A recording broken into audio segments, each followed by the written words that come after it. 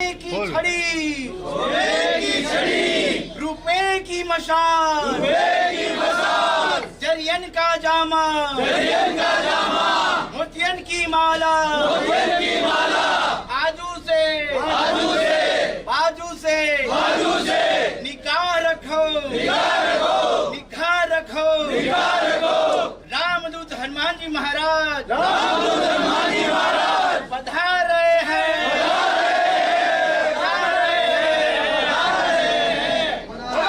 ही हम आपको लगातार कुछ ऐसे नज़ारे आज हमने दिखाए हैं फागली गांव के अंदर, जो कि नागौर जिले के अंदर स्थित है। और आपको बताएं कि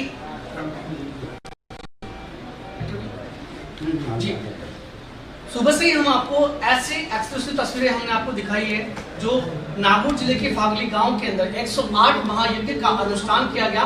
और आपको बता दें कि स्वामी लक्ष्मीनारायण दास जी महाराज के सानिध्य में इस भव्य आयोजन के अंदर 54 लाख मंत्रोच्चारों की आहुति दी गई। और इसी के साथ में 11,000 हनुमान चालीसा का पाठ किया गया, 1100 सामूहिक सुंदरकांड का पाठ किया गया। लगातार यहाँ अनुष्ठान किया गया। दोपहर में 3 बजे के बाद में 4 बजे स्वामी लक्ष्मीनारायण दास जी महाराज के मुखारबिंद से लगातार 5 दिनों से हनुमान कथा का यहाँ पे आयोजन भी किया जा रहा है। भव्य और दिव्य इस कार्यक्रम के अंदर आज हमारे बीच में कुछ जगत गुरु, कुछ गणमान्य ऐसे व्यक्ति, संत संप्रदाय के ऐसे व्यक्ति मौजूद है, जिनके आशीर्वाद से कहीं न कहीं परिवार, समाज और राष्ट्र का निर्माण होता है। मैं उनसे भी बातचीत करूंगा इस आज के भव्य कार्यक्रम के लिए, और आशीर्वाद भी लेना चाहेंगे उन दर्शकों के लिए, ताकि हमारा जीवन सफल हो जाए। ये हमारे आचार्य लक्ष्मीनारायण जी के द्वारा जो ये कार्यक्रम किया गया है अत्यंत भव्य है, क्योंकि बाकी सब कार्यक्रम हो सकते हैं, लेकिन यज्ञ का कार्यक्रम अत्यंत दुर्लभ कार्यक्रम है। आधे तिल की आहुति भी शास्त्रों में उसका वर्णन किया कि उसका भी अपार फल है।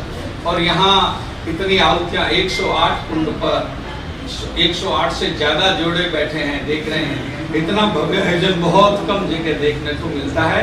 ये जनमानस के लिए, लोगों के लिए, अपने स्वयं के लिए बहुत ही फायदेमंद और जीवन को आनंद देने वाला बहुत भव्य कार्य है।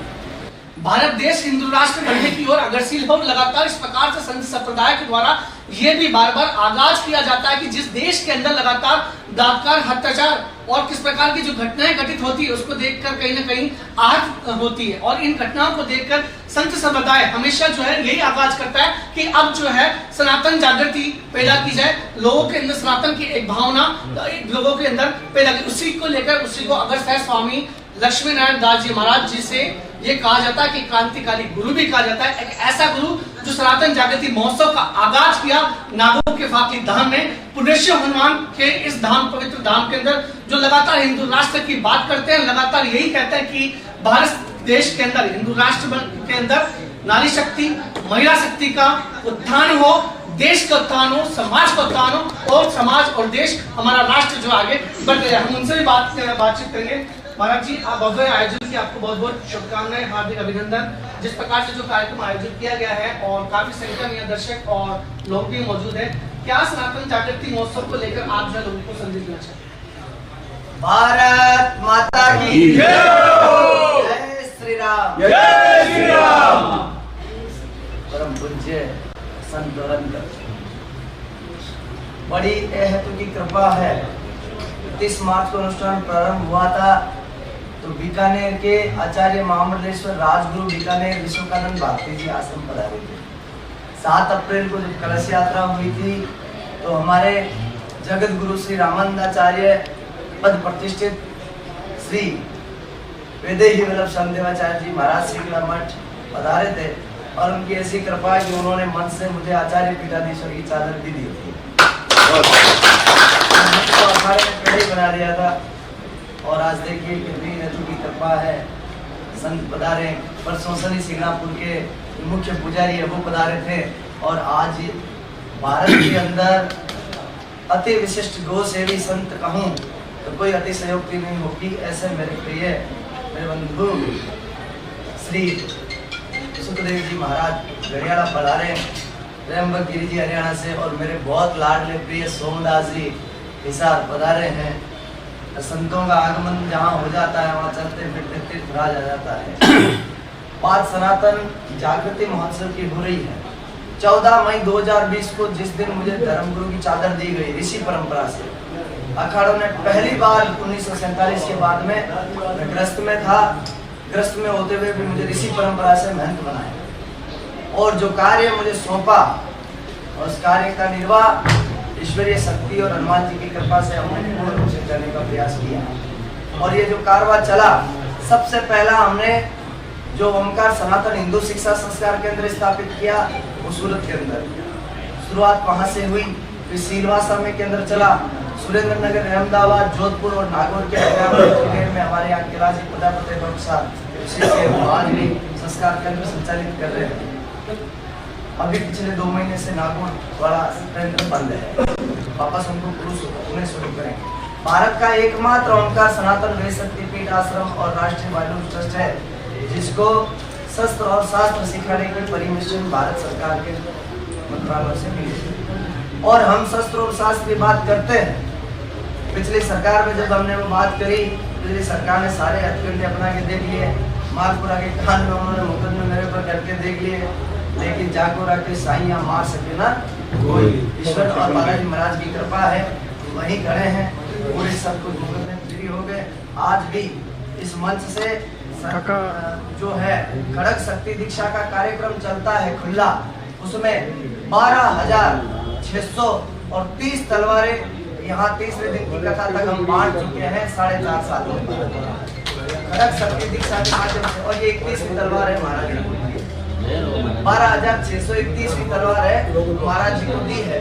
1 किलो 71 ग्राम की जो खड़ग शक्ति दीक्षा है, हमारा यही संकल्प है भारत के प्रत्येक सनातनी हिंदू के घर में रामायण, भागवत गीता, महाभारत का पठन पाठन हो, ज्ञान हो और शक्ति के साथ में खड़ग और हमारे शस्त्रों की स्थापना हो। जब हमारे राष्ट्र धर्म हित और हमारी बहन बेटियों के ऊपर जो अत्याचार हो रहे हैं, ऐसी घटनाओं के विरोध में दुष्ट विदर्भी ताकतें जब नहीं माने तब हमें शस्त्र उठा लेने चाहिए। महाभारत में भी भगवान श्री कृष्ण ने साफ संदेश दिया, हुआ 100 गाली में शिशुपाल की माफ कर दूंगा, लेकिन 101 भी गाली यदि शिशुपाल ने मुझे निकाली तो उसका साथ घर से मैं अलग कर दूंगा। और ठाकुर जी ने वो किया भी। इसलिए अधर्म को सहन करने की एक सीमा होनी चाहिए। जब विधर्मी ताकतें अपना सीमा लांघ जाए तब उनको जवाब शास्त्र से नहीं शस्त्र से देना चाहिए। ये प्रत्येक देवता ने हमें संदेश देने का काम किया। हमारे देवी के हाथ में खड़ग है, ठाकुर जी के हाथ में सुदर्शन चक्र है, हनुमान जी के हाथ में गदा है, भैरव जी के हाथ में सोटा है। अरे भाई, हम जिनको पूजते हैं उन सब देवताओं के हाथ में शस्त्र है। वो क्यों है? क्योंकि उनसे हमें आतताई विधर्मी ताकतों को मिटाने का काम करना है। इसलिए आप बनिए ज्ञानवान, अपने बच्चों को योग विज्ञान, उनको यंत्र मंत्र प्राणायाम व्यायाम यज्ञ सिखाइए, सनातन वैदिक धर्म के संस्कार सिखाइए, लेकिन उनको शारीरिक मानसिक और आध्यात्मिक रूप से परिपूर्णता की तरफ ले जाने के लिए उनको शस्त्र और शास्त्र पढ़ाने आवश्यक है। और शास्त्र से ही शस्त्र से ही शास्त्र बना है। शस्त्र में आ की मात्रा ये तब शास्त्र बना है। राम जी ने अपना धर्म नहीं छोड़ा, राम क्षत्रिय है। जब वो राजकुमार है, शस्त्र की शिक्षा ले ली, धनुष धारण कर लिया तो विश्वामित्र जी के यज्ञ की रक्षा करी। जब वो वनवास दे दिया गया पिता के द्वारा, फिर भी सन्यासी का वेश बना लिया, लेकिन धनुष और बाण अपने शस्त्र को नहीं छोड़ा। इसलिए अपने धर्म को नहीं छोड़े। ब्राह्मण अपने वेद पाठ को और शास्त्रों के पठन और पाठन को नहीं त्यागे, क्षत्रिय शस्त्रों को नहीं त्यागे, वैश्य व्यापार को नहीं त्यागे और शूद्र सेवा के प्रकल्पों को नहीं त्यागे। भारत वैदिक परंपरा के अनुरूप चलना चाहिए। आज भारत में 90% पाखंड चल रहा है। मैं हर मंचों से कहता हूँ, और मेरे तो मैदान में उतरने के बाद में कईयों की दुकानें भी बंद हो गई है। जिनका रेवेन्यू 4-4 करोड़ महीने का आता था गौशाला के नाम से जो दुकानें चला रहे हैं, आज उनका 50 लाख पे आ गया है। मैं नाम नहीं लेना चाहता, आप जानते हैं, आपको बताइए, आप सब जानते हैं। इसलिए हमें धरातल पर काम करने की आवश्यकता है। गो की सेवा तो आदि सबसे है। विप्रदेन असुर संत हित लीन मनुज अवतार, निज इच्छा निर्मित करो श्री माया गुण गोपाल। अरे विचारों के लिए तो साक्षात परब्रह्म परमात्मा भी समय समय पर अवतार लेकर भारत की भूमि पर आते हैं, लेकिन बिरले संत होते हैं जो वास्तविक कर्म करते हैं। सुखदेव जी महाराज जैसे, आप जैसे लोग सनातन जागृति का काम हरियाणा में, राजस्थान में कर रहे हैं, सोमदास जी, त्र्यंबक गिरी जी। इसलिए हमने जो बाना धारण किया है उस बाने के अनुरूप धर्म गुरु की पद प्रतिष्ठा के अनुरूप हमें कार्य करना चाहिए। ये कोई मायने नहीं रखता कि वो किस आश्रम धर्म का निरूपण कर रहा है। संत एक वर्ती है, उसका जो लक्षण है वो शीलवान है, गुणवान है, वह गुण जिसमें है वही सज्जन संत है। और ये महंत आचार्य पीठाधीश्वर, मंडलेश्वर, महामंडलेश्वर, जगत गुरु केवल पद है। क्या है? ये पद है। जिस प्रकार से थाने में एसआई, कांस्टेबल, थानेदार, डिप्टी एसपी होता है ना, उस प्रकार से ये पद है। हमारे जगत गुरु वल्लभाचार्य जी गृहस्थी थे, उनके पुत्र हुए विठलनाथ जी। हमारे जितने भी जगत गुरु हुए 90% गृहस्थी थे, क्योंकि जो गृहस्थ परंपरा से निकल के जाएगा ना, 4 वर्ण है, 4 ही आश्रम है और 4 ही पुरुषार्थ है। ये तीनों एक दूसरे के पूरक हैं। और जो इस क्रम से जाएगा वही आगे जाकर के संन्यास धर्म का निरूपण करेगा और वही जो है मोक्ष का पात्र और भागी बनेगा। इसलिए वेद जो कहता है उस वैदिक धर्म का, सनातन धर्म का निर्वाह हमें करना चाहिए। यही मैसेज पूरे भारत में 4.5 साल से 6 लाख किलोमीटर की जो यात्रा मेरी रही है ऑन रोड भारत के अंदर, उसमें हमने दिया है और भारत के जनमानस ने अपनाया भी है। तो पूरे भारत में लोग जो है सनातन के प्रति जागृत हो रहे हैं। संत समाज इसी प्रकार आगे भी, और सनातनी हिंदू समाज भी धर्म के और राष्ट्र हित के कार्य करता रहे, ऐसी मैं उनसे पुरजोर अपील करता हूँ। और धर्म के आयोजनों में वो कभी पीछे नहीं है। भाई साधु क्या कोई मजदूरी करने के लिए जाएगा क्या? 500 रुपये पे दाढ़ी पे जाएगा तो क्या सुखदेव जी महाराज गौशाला चला लेंगे? क्या त्रयंगिरी महाराज की गौशाला चल जाएगी? क्या ओमकार सनातन वेद शक्तिपीठ का गुरुकुल चल रहा है वो चल जाएगा हम दाढ़ी पे जाएंगे तो? भैया हमारी ऐसे टाप है, हमारी पूंजी आप सब सनातनी वीर योद्धा है, इसलिए कान खोल करके सुन ले। वहाँ मदरसों में वो लोग 1000 कमाते तो 500 देने के लिए तैयार होते हैं। 30,000 की फंडिंग पूरे भारत में 1 वर्ष में वहाँ से आता है, जिधर भी ताकतें कर देती है कि आप नपुंसक और इतने कमजोर हैं कि धर्म के प्रकल्पों में आप बढ़ चढ़ करके कार्य और हिस्सा नहीं लेंगे। आपको लेना चाहिए, आप कर रहे हैं, बहुत अच्छी प्रकार से आप यहाँ सहयोग कर रहे हैं। आपको जहाँ पर भी सनातन का प्रकल्प चल रहा है, चाहे वो साधु सेवा का है, अक्षय का है, गौ सेवा का है, यज्ञ का है, वैदिक गुरुकुलम चलाने का है, या सनातन युग का कोई भी प्रकल्प है, आपको तन मन और धन से वहाँ सहयोग देना चाहिए। ऐसी मैं आपसे अपील और कामना करता हूँ। आइए प्रभु परमात्मा के संकीर्तन के साथ में मैं अपनी वाणी को विराम देता हूँ। बोले सियावर रामचंद्र भगवान की जय हो। जय श्री राम। क्षम है कि कब भगवान हनुमान आज जो है फागली के इस नागौर के फागली के पवित्र धाम के अंदर विराजमान होंगे। मेरे साथ में कुछ भगत नजर है जिनके साथ में हम लगातार हम बातचीत भी करेंगे और इनके साथ में वो वार्तालाप करेंगे जिससे जो मंत्रोच्चार 54 लाख के मंत्रोच्चार की जो आहुति दी गई, जो कानों में गूंजी और कानों में गूंजने के बाद में नागौर के इस फागली गांव में लाखों करोड़ों एरिया तक जो है उस मंत्र की आहुति के साथ साथ में आज पूरा नागौर धाम जो है पवित्र हो चुका है। ये जो दरबार है, दरबार तेरा दरबारों में एक खास अहमियत रखता है। जो जैसी श्रद्धा से आता है वो सब कुछ पाता है। बिन मांगे यहाँ पे मुरादें पूरी होती है। ये वो धाम है। यहाँ का नज़ारे देख करके मैंने वो स्वर्ग तो नहीं लिखा है, मगर यहाँ का दृश्य देख करके मैं कह रहा हूँ, मैं राइटर हूँ, मैं 2 लाइन कह रहा हूँ। मेरी आंखें आज धन्य हुई, मेरी आंखें आज धन्य हुई, दरबार का देख नजारा इसीलिए यहाँ बोलो बोलो जी महाराज।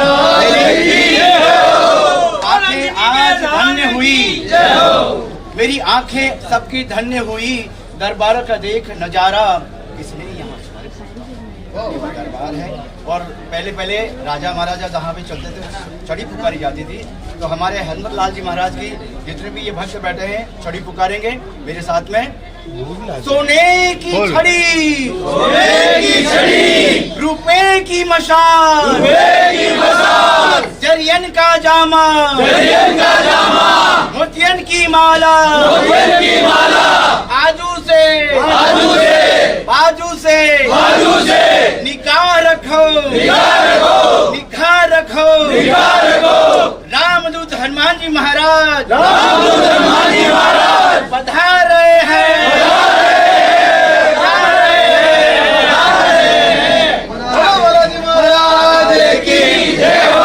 हाथों में ये ध्वज लहराती है, धर्म की पताका है।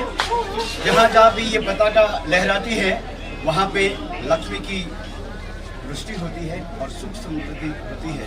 जिस घर के ऊपर भी अगर ये बालाजी की ध्वजा लहराते हैं उसके घर के ऊपर कोई भी विपदा नहीं आती है, बालाजी उनकी रक्षा करते हैं। तो बालाजी के भक्त क्या कहते हैं? लहर लहरी लहराए झंडा बजरंगबली का, लहर लहरी लहराए झंडा बजरंगबली का। इस झंडे ने हाथ में लेकर, झंडे को हाथ में लेकर सीता का पता लगाए झंडा बजरंगबली का, लहर लहर लहराए झंडा बजरंगबली का। मैं आज तक से कहना चाहूंगा, गजब की धोती हवा लगे क्योंकि ये आवाज बुलंद रोशन करते हैं। ये वो खराब हो रही है बस जो कैसी भी स्थिति हो, सैनिक या तो अपने घर से लाइव बाहर चल निकलता है, रिकॉर्डिंग लगे ना आगे आवाज के जो रिकॉर्डिंग चले नहीं है, कट बंद है चले सुबह यार बढ़िया है सच्चाई की रिकॉर्डिंग न्यूज रिपोर्टिंग करने के लिए रिकॉर्डिंग सब की है पूरे गाय को की आवाज के लिए सरकार। घंटों को पूरी क्लिप